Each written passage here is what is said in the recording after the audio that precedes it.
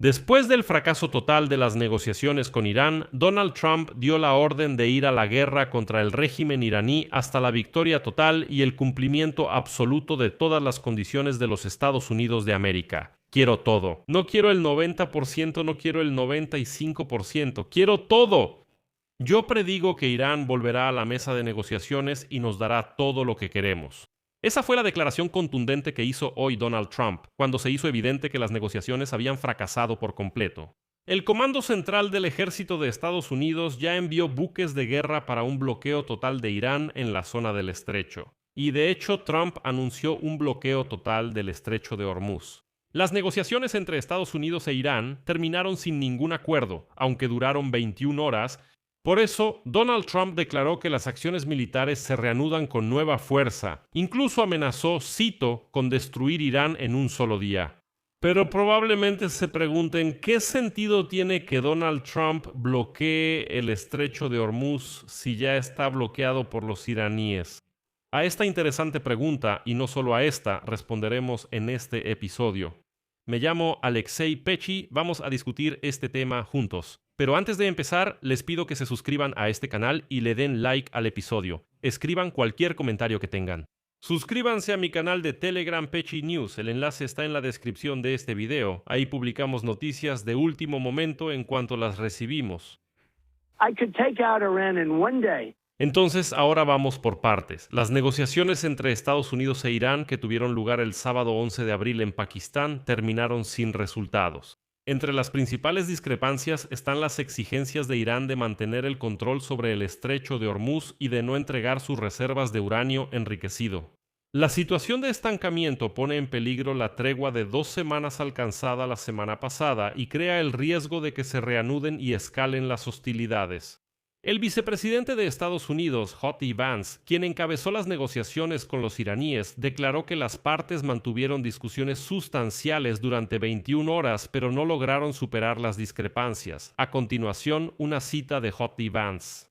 Para Irán, esto es una noticia mucho peor que para Estados Unidos. Dejamos muy claras nuestras líneas rojas y ellos decidieron no aceptar nuestras condiciones. Washington busca que Teherán asuma un compromiso firme y a largo plazo de no intentar obtener armas nucleares ni los medios para crearlas rápidamente. Todavía no lo vemos, pero esperamos verlo. La parte estadounidense fue bastante flexible y dispuesta a ceder y negoció de buena fe. Sin embargo, no se logró un progreso significativo. Ya llevamos 21 horas y hemos tenido muchas conversaciones sustantivas con los iraníes. Eso es una buena noticia.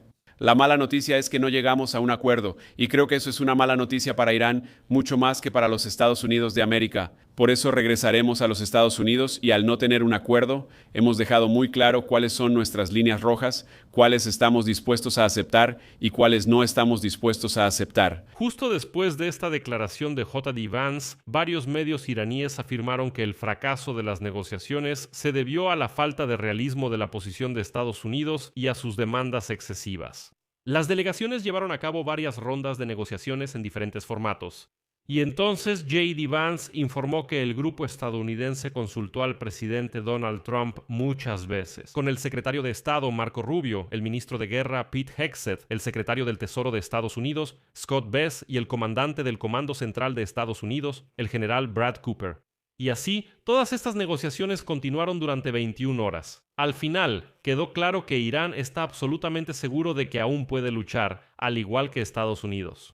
Ocurrió lo que era evidente, ambas partes tenían demandas maximalistas entre sí y en general no se escuchaban durante las negociaciones. Es imposible llegar a un acuerdo con un adversario que está seguro de que o va a ganar o va a resistir más tiempo que su oponente. Y así, después del fracaso de las negociaciones, Donald Trump pasó a la acción. En primer lugar, Donald Trump está absolutamente seguro de la victoria de Estados Unidos.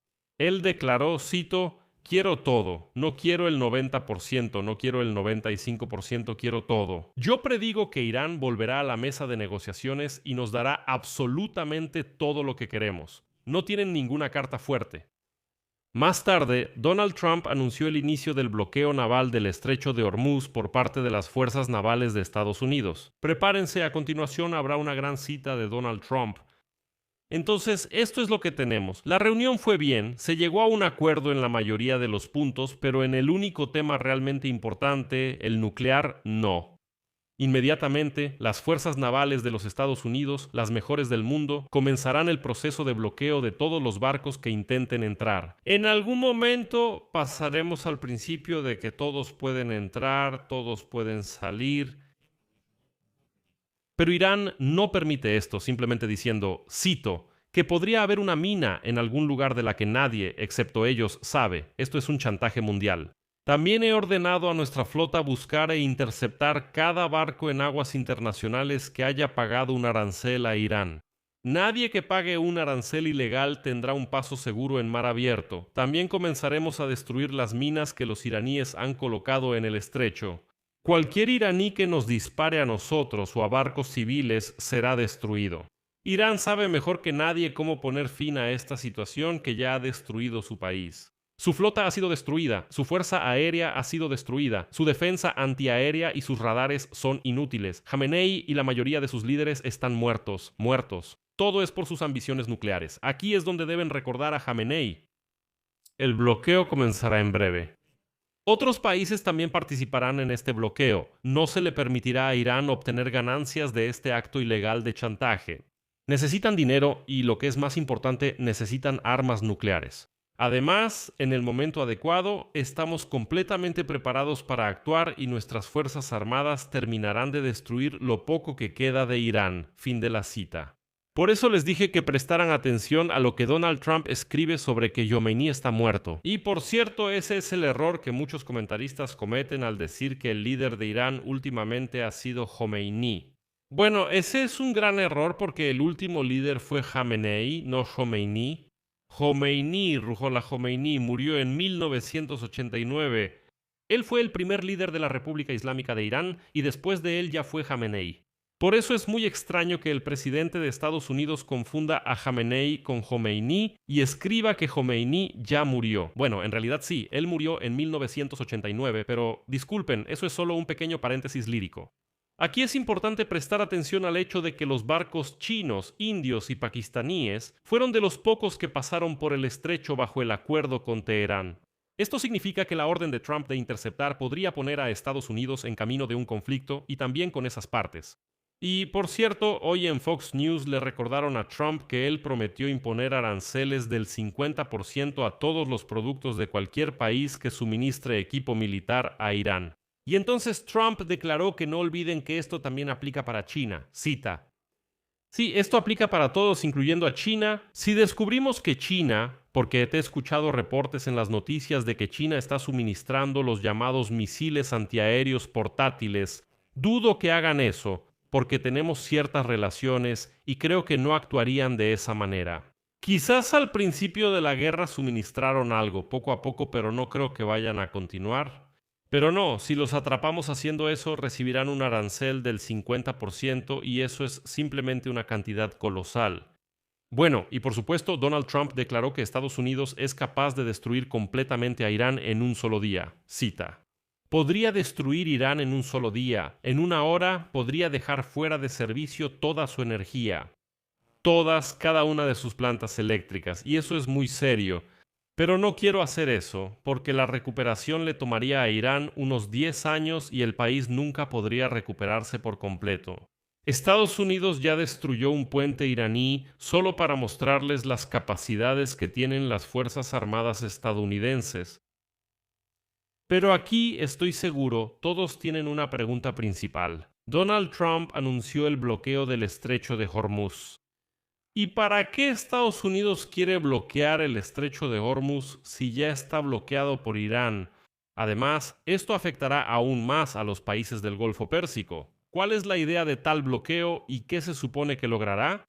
Eso es muy interesante, vamos a discutirlo ahora.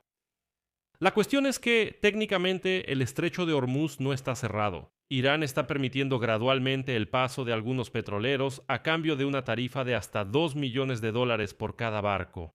Y lo que es especialmente importante, Irán ha garantizado durante toda la guerra el acceso sin obstáculos de su petróleo hacia la región y de regreso. Es decir, Irán seguía comerciando con petróleo, La cuestión es que Irán creó una situación en la que solo él podía comerciar con petróleo en esta región, mientras que los demás países del Golfo Pérsico no podían vender su petróleo.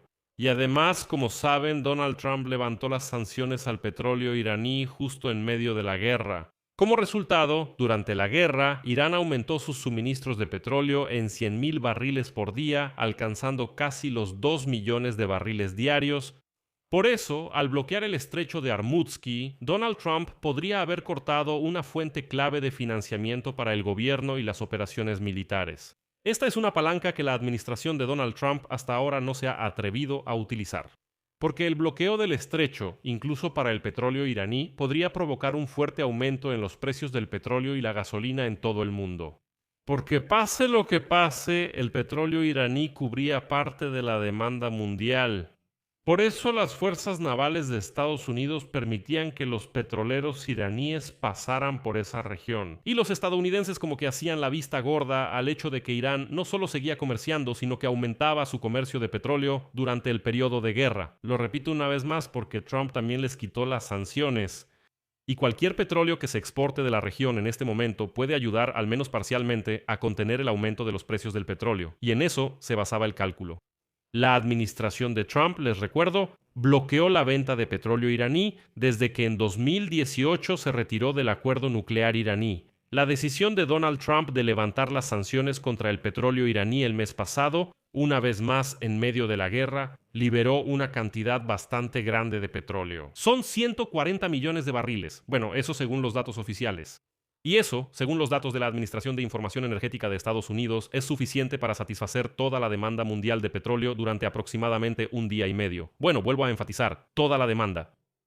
Pero esa decisión de Trump tuvo el efecto contrario. La cancelación de las sanciones permitió a Irán vender su petróleo, que antes estaba bajo sanciones, para financiar la guerra ¿contra quién? Contra los Estados Unidos de América y sus aliados. Irán obtenía de esas ventas una ganancia significativa, vendiendo el petróleo con una prima de varios dólares por encima del precio del crudo Brent. Sí, así es la guerra. Es decir, Trump inicia la guerra, se crea una crisis petrolera, y para resolver al menos parcialmente esa crisis, ¿qué hace? Levanta las sanciones al enemigo, algo que ni siquiera se había hecho antes de la guerra. Además, como recuerdan, Trump intentó desesperadamente salvar la situación en el mercado petrolero, tanto que incluso levantó las sanciones al petróleo ruso. Y aquí es donde viene el momento más peligroso. El asunto es que la suspensión temporal de las sanciones contra el petróleo ruso expiró el 11 de abril, como todos ustedes saben. Pero hasta el momento actual, hasta el momento de grabar este episodio, el Departamento del Tesoro de los Estados Unidos de América no ha declarado si van a extender la suspensión de las sanciones al petróleo ruso o no. Porque Trump mencionó antes que, en principio, no van a cancelar la suspensión de las sanciones. O sea, él dice, cancelamos las sanciones sobre el petróleo ruso transportado por mar, pero lo más probable es que no las volvamos a imponer. En el sitio web del Departamento del Tesoro de Estados Unidos no hay ninguna actualización en este momento, pero lo que se sabe por información de fuentes internas es que Donald Trump y el ministro de Finanzas de Estados Unidos, Scott Bessent, acordaron extender la cancelación de las sanciones el 9 de abril. La administración de Trump muy a menudo formaliza este tipo de decisiones no a través de grandes anuncios del presidente, sino mediante actualizaciones técnicas de licencias generales en el sitio web del Departamento del Tesoro de Estados Unidos, de manera discreta. Esto permite evitar críticas innecesarias por colaborar con el Kremlin. Y, por lo general, solo después de unos días, los periodistas descubren si se extendió o no se extendió. Y tampoco hay que olvidar que esas licencias se renuevan en días laborables y hoy es domingo, además para los ortodoxos es Pascua, así que lo más probable es que el lunes esa licencia sí se renueve. Y lo más importante, los comerciantes y grandes importadores, por ejemplo en la India, continúan con sus operaciones de compra de petróleo ruso, estando seguros de que la luz verde de Washington ya fue dada y que no se apagará en un futuro cercano. Y en una situación donde Donald Trump planea bloquear el suministro de petróleo iraní, seguramente extenderá la suspensión de sanciones contra Rusia para al menos frenar un poco el aumento de los precios. Y hoy, 12 de abril, Donald Trump aseguraba que tan pronto como termine la guerra, los precios de la gasolina volverán rápidamente a los niveles previos a la guerra. Así, dice, así de simple. Eso, por supuesto, es una mentira, no voy a profundizar, pero los economistas dirán que así no funciona. Desafortunadamente, incluso cuando termine la guerra, cuando se desbloquee el estrecho de Armutsky y así sucesivamente, todavía habrá un periodo bastante largo para la recuperación. Pero al bloquear el estrecho de Armutsky, Trump corre el riesgo de aumentar aún más los precios del petróleo y el gas para ejercer la máxima presión sobre Irán y lograr el fin de la guerra. Y aquí quiero recomendarles que vean mi emisión de ayer, donde dije de inmediato que las negociaciones entre Estados Unidos e Irán en Pakistán son solo una tapadera para una operación militar aún más grande. Eso es lo que está ocurriendo ahora. Y justo ahora, Trump asegura que Estados Unidos y otros países enviarán dragaminas al estrecho de Armutsky para limpiar las áreas minadas por Irán. Cito: tenemos dragaminas allí. Ahora tenemos dragaminas submarinos de alta tecnología, los más modernos y los mejores, pero también estamos adquiriendo dragaminas más tradicionales. Y, según tengo entendido, el Reino Unido y varios otros países europeos también están enviando dragaminas allí. Además, Trump asegura que ahora los países del Golfo Pérsico, Arabia Saudita, Qatar, Kuwait, Bahrein y así sucesivamente, se puede decir que están mucho más cerca. Y ahora simplemente se ven obligados a entrar en la guerra porque les conviene desbloquear el estrecho. Cita: ¡oh, sí! Se puede decir que los países del Golfo Pérsico están mucho más cerca, por lo que tal vez tengan que hacerlo. Pero ya saben, podrían haberse mantenido al margen, pero Irán cometió un error y empezó a bombardearlos con misiles. Eso es una pista interesante de que, lo más probable, sí se están llevando a cabo negociaciones para que los Emiratos o Arabia Saudita entren en guerra contra Irán, al menos para desbloquear el estrecho de Hormuz. Pero lo que también es importante, al momento de grabar este episodio, según la empresa Vortex, que se dedica al rastreo de barcos, solo 2 petroleros vacíos que se dirigían al estrecho de Hormuz dieron la vuelta, después de que el domingo se supo que las negociaciones entre Estados Unidos e Irán terminaron sin lograr un acuerdo de paz a largo plazo, lo que nos indica que por el momento el estrecho de Hormuz sigue estando bajo control. Pero veamos qué hará Donald Trump. Porque, por ejemplo, los demócratas ahora en los Estados Unidos de América, pues, siendo sinceros, no entienden la estrategia. ¿Cuál es la lógica? ¿Cuál es la idea? O sea, ¿qué sigue? Bueno, ok, Estados Unidos realmente puede bloquear el estrecho de Hormuz para todos bastante rápido. Irán no podrá comerciar. Pero ¿quién sabe cuánto aguante tiene Irán? ¿Y cómo se va a abrir el estrecho? Porque ahora, básicamente, hay 2 partes, y ambas están bloqueando el estrecho. ¿Y cómo se va a abrir? Esa pregunta sigue en el aire, así que aquí lo dejo en suspenso. Escriban su opinión y sus conclusiones en los comentarios debajo de este episodio. Suscríbanse al canal, activen la campanita y no olviden dejar su like. Si quieren apoyar el trabajo de este canal de YouTube, pueden hacerlo económicamente con cualquier donación o suscripción de pago a través de los enlaces y datos en la descripción de este video o con el código QR que aparece en sus pantallas. Eso es todo. Cuídense. Hasta luego a todos.